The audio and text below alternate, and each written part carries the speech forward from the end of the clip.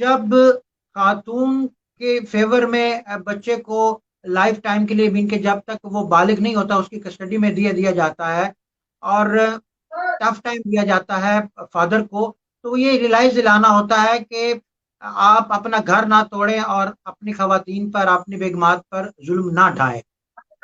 इसी point of view से जो है वो सुप्रीम कोर्ट ऑफ पाकिस्तान ने भी फादर्स को एक टफ टाइम दिया है कि ताकि इनके अंदर ये एहसास पैदा हो और वो अपने घर को खराब ना करें। नहीं सर, मैं आपसे डिसएग्री करूंगा। ऐसा कोई एहसास पैदा हो नहीं सकता, मुमकिन नहीं है। जब आपके केसेस लिटिगेशन में आ गए, जब आप कोर्ट्स में आ गए, तो फिर आप वो एहसास पैदा होने वाली तो सिचुएशन से बाहर चले गए ना जी। जब जिस वक्त आप खातून बेशक मजलूम भी हैं, उनके साथ जुल्म भी कई कई किसी किसी जगह पे हो जाते हैं, लेकिन मेरी अपनी सोच है और तजर्बे की रोशनी में मैं समझता हूँ कि अब अर्बन औरत, खासतौर पे जो शहरी खातून है, ये मजलूम नहीं है, उतनी नहीं है जितना बना के पेश किया जाता है। देखिए, अब हमारे यहाँ हो क्या रहा है। मुझे खवातीन या मर्दों के, मैं उनके जिन्स के ऊपर डिस्कशन नहीं करना चाहता, ना मैं उनके जो अजल से लेके अब तक चलने वाली जंग है उसमें पढ़ना चाहता हूँ। मैं तो कानून और जस्टिस सिस्टम की बात कर रहा हूँ। आपकी खातून, एक खातून आती हैं और वो एक एप्लीकेशन कोर्ट में फाइल करती हैं, एक टिपिकल सी, एक वो स्टीरियोटाइप सी एप्लीकेशन आती है कि जी मुझे रात को 3 बजे घर से मार पीट के निकाल दिया, मेरे से बच्चे भी छीन लिए, मुझे बच्चे वापस दिलवाए जाए। ये हेबियस कॉर्पस की आपका केस है।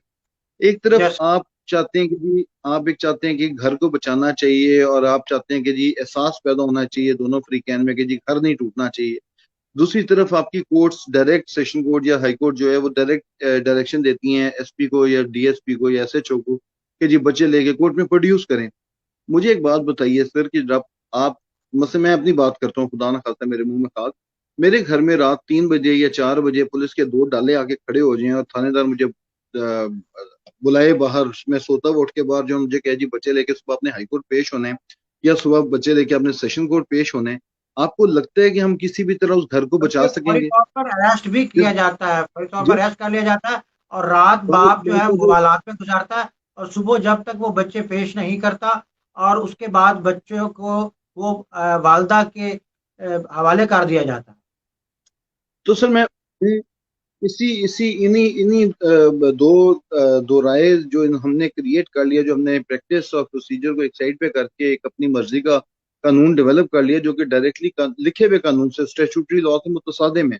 अब मैं आपसे जैसे बात कर रहा हूँ कि रात को बच्चा, थानेदार ने आके कहा जी चलो जी सुबह बच्चे आपने लेके पेश करना है, और आपने जाते साथ कोर्ट में पेश कर दिए बच्चे, आपको लगता है कि हम अपना घर बचा सकेंगे या हम अपने घर को टूटने से रोक सकते हैं? आपने तो बुनियाद फराहम कर दी उस घर के टूटने की। जिस घर में पुलिस 3 पुश्तों में ना आई हो, और जिस जो शरीफ आदमी पुलिस या थाना कचहरी उसने ना देखी हो, वो अपनी बीवी को माफ करेगा सर कि मेरे घर में इसने पुलिस भेजी है? दूसरी बात इसमें यह है कि बाप कैसे अगवा कर सकता है, बाप अपनी औलाद को कैसे अगवा कर सकता है? बाप नहीं है वो। माना कि खवातीन का हक फाइक है औलाद के मामले में, मैं समझता हूँ कि फाइक है, लेकिन साइमल्टेनियसली आप बाप को माइनस तो नहीं कर सकते ना जी बच्चे की जिंदगी में से। आपने तो प्रैक्टिकली बच्चे की जिंदगी में से बाप को माइनस किया हुआ है।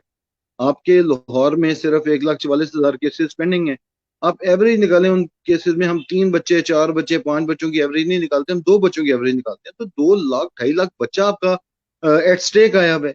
और आप 2 साल या एक केस आपका गार्डियन का या फैमिली का 3 साल चलता है या 4 साल चलता है, और आप उसे 2 घंटे की मुलाकात पे लगा देते हैं कि जी आप ये कोर्ट प्रेमिसेस के अंदर 2 घंटे की मुलाकात कर लें, तो आपको लगता है जी किसी तरह वो घर बचेगा? वो घर तो जो जाया आप होना था ये हो गया, तो